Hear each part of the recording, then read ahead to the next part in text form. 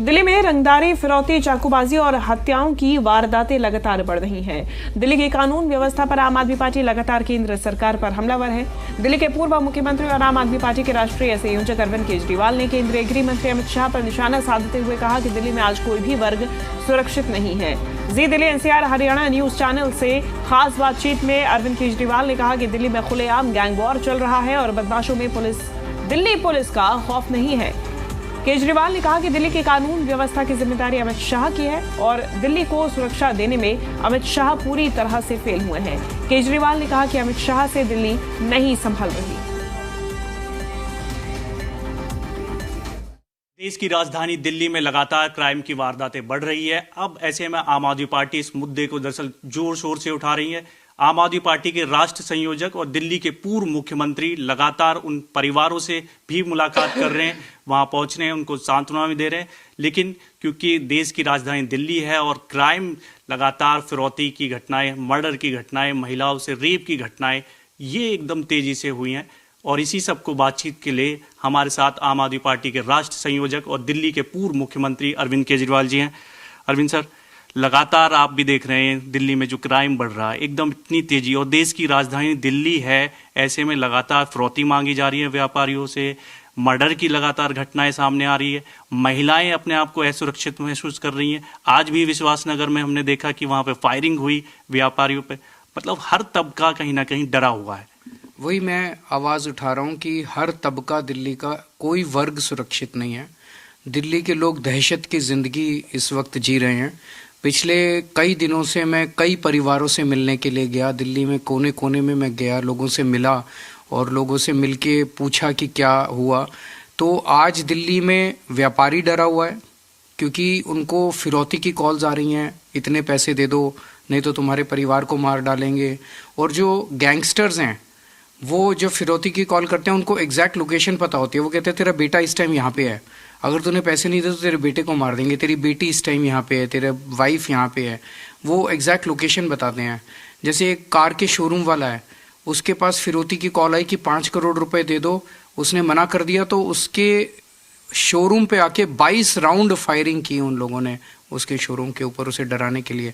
आज सुबह विश्वासनगर में एक सज्जन बर्तन के व्यापारी हैं, मॉर्निंग वॉक करके घर जा रहे थे, भरी सड़क के ऊपर 2 मोटरसाइकिल वालों ने आके 7 राउंड फायरिंग की उसके ऊपर।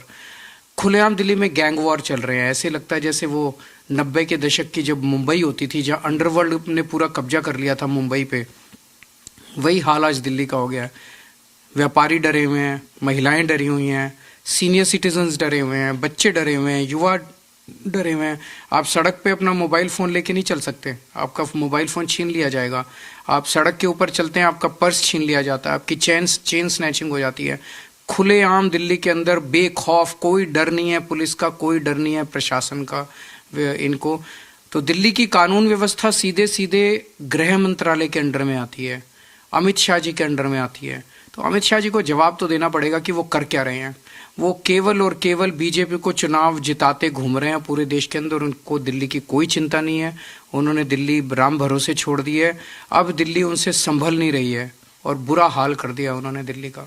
सवाल ये भी है और पब्लिक के मन में भी दरअसल सवाल ये होगा कि दिल्ली की जो सरकार है, यानी आपकी सरकार है, आम आदमी पार्टी की सरकार है, जिम्मेदारी आपकी भी है। आप लगातार केंद्र सरकार पर सवाल उठा रहे हैं कि अमित शाह से इस्तीफा भी मांगा जा रहा है, हालांकि उनके अंडर आती है, लेकिन पब्लिक के बीच में जाके और पब्लिक को कैसे आप समझाओगे कि कानून व्यवस्था दरअसल केंद्र का मामला है?